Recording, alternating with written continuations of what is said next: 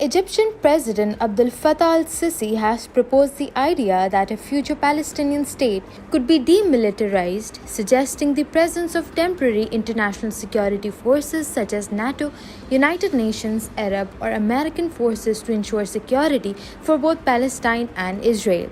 According to Reuters, Sisi stated, "We said that we are ready for the state to be demilitarized, and there can also be guarantees of forces, whether NATO forces, United Nations forces, or Arab or American forces, until we achieve security for both states, the nascent Palestinian state and the Israeli state." The quest for a political resolution centered on establishing a Palestinian state along the borders of 4th of June 1967 with East Jerusalem as its capital has faced persistent challenges.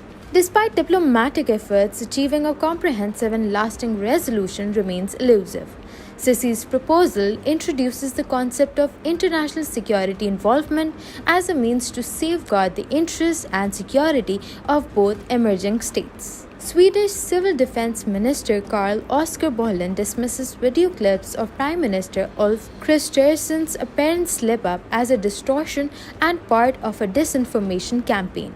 In a viral clip, Kristersson seems to misspeak while discussing the Israel-Hamas conflict, using the word folk instead of forswear. Some interpreted this as a reference to folk mord or genocide. Bolin clarifies that circulating clips contain inaccurate translations and distort the Prime Minister's words. According to Bolin, Kristersson explicitly affirms Sweden and the EU's unity in recognizing Israel's right to self-defense. The minister emphasizes that the misrepresented video is misleading and aims to create confusion about Sweden's stance on the Israel-Hamas issue. Israeli hostages are said to be received by the international community of the Red Cross, as revealed by Ziv Agman, legal advisor to Prime Minister Benjamin Netanyahu's office. Each hostage, either individually or in groups, will undergo a meticulous process led by the Israeli military. The Red Cross will facilitate the handover across the border, where military officials will conduct physical identifications using both less and visual verifications. Notably, a comprehensive physical examination by doctors awaits each released hostage, ensuring their well-being. Additionally, they will have the opportunity to make monitored telephone calls to family members, acknowledging the potential emotional complexities given circumstances like familial loss. Following this, the hostages will be transported to 5 major hospitals and medical facilities across Israel. The significance of this process lies not only in the physical reunion of hostages with their families, but also in addressing the emotional and psychological aspects of those who may have suffered profound losses during their captivity.